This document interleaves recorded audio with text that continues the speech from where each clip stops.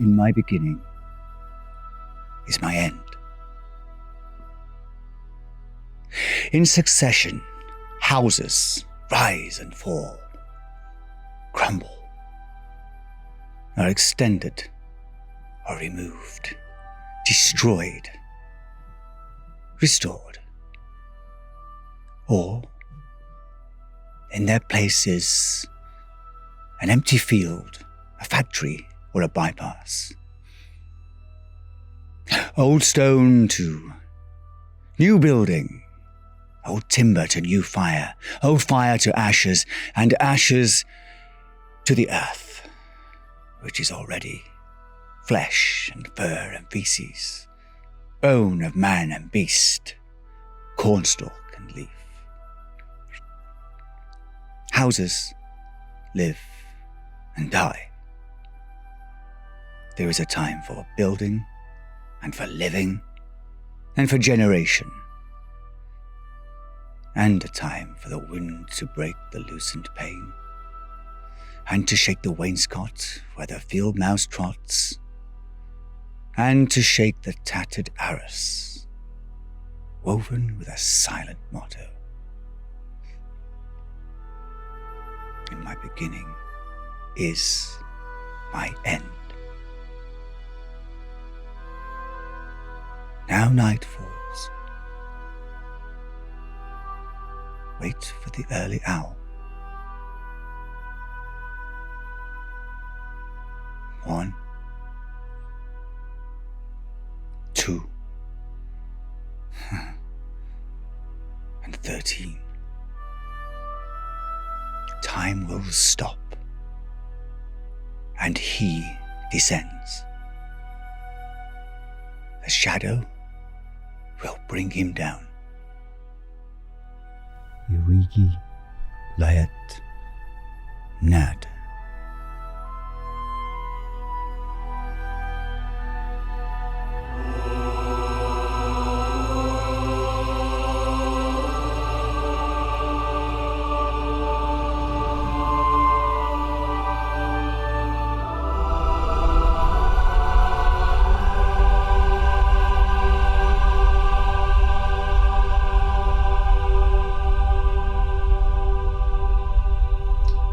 Mr. Canto, my name is Judy and I'm here to help you. Now, any ideas you have about your affliction or this room, please leave them outside that door. Any taboos you hold or superstitions you have, don't bring them in this room. This room is not a room for superstition. This is a room for science. In the eyes of science, Mr. Canto, you are simply sick. You're not evil or demonic or satanic. You're simply unwell. And there is no shame seeking help for your illness. You wouldn't feel any shame going to hospital for an unwell body, so you should see no shame being here for an unwell mind. This room is merely a hospital for the mind. Mr. Canto, are you listening to me? Judy. Please call me Edward. There's nothing wrong with my head. There's something in my head.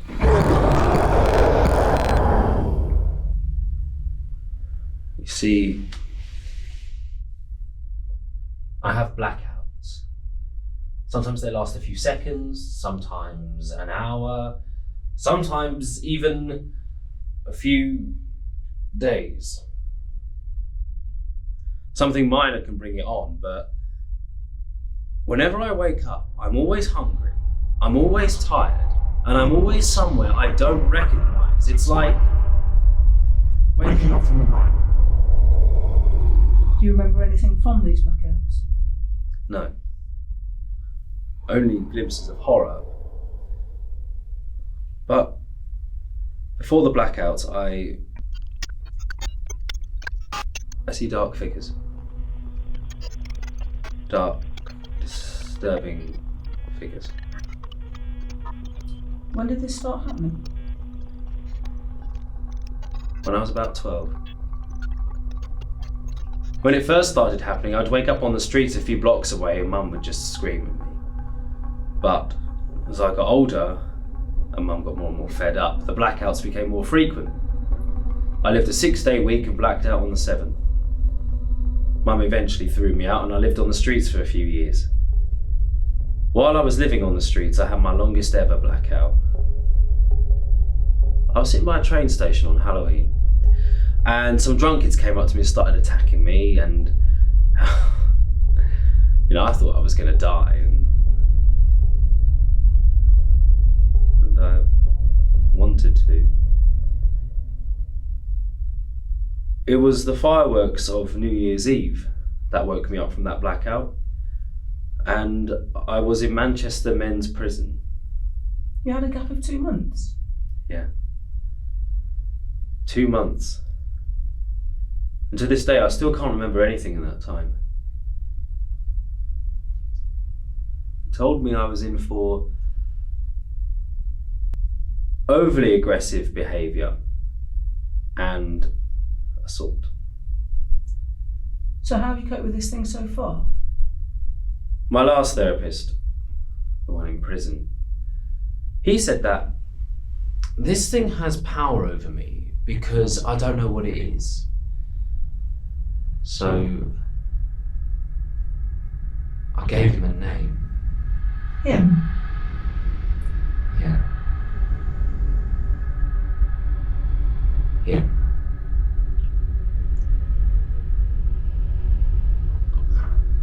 I call him Mr. Red.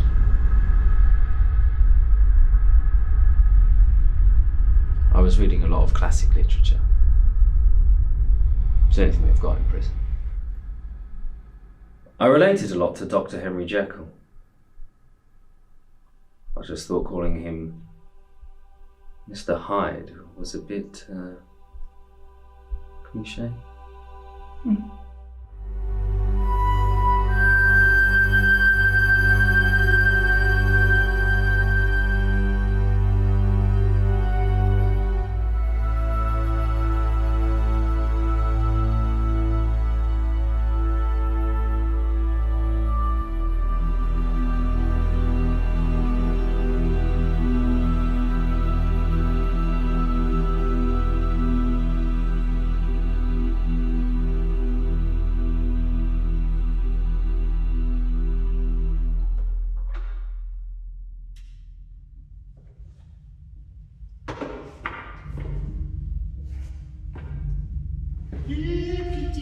Kitty.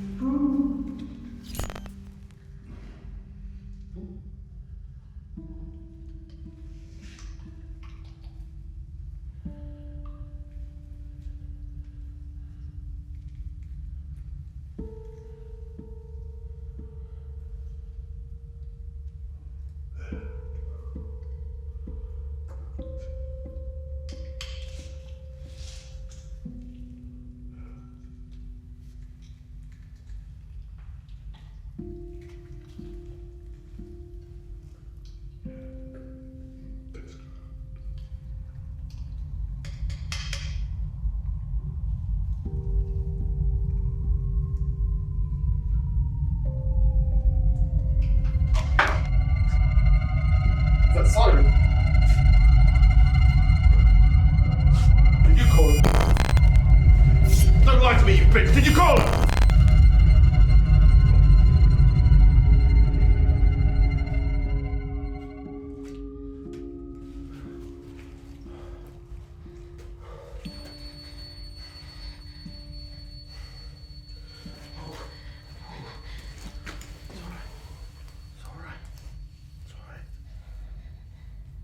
Bill to sing you a song.